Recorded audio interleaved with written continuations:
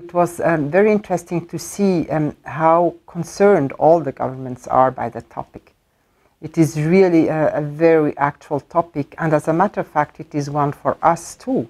We are working in a lot of contexts where we have to deal with non-state armed groups. And non-state armed groups very often are called terrorists by governments.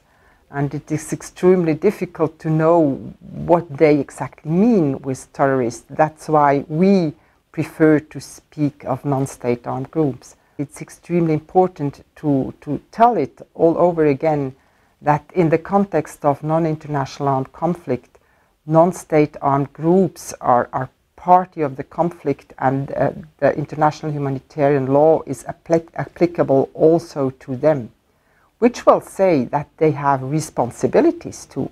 They have to respect the international humanitarian law.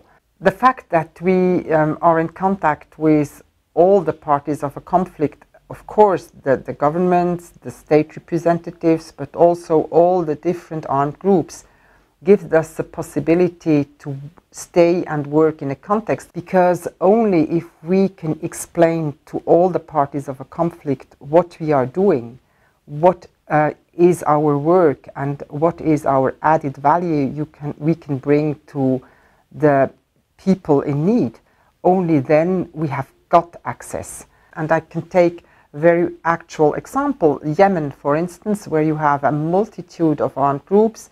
We can stay and work in Yemen as, I think, together with Doctors Without Borders, the only humanitarian actor in the country, because we have a very good network.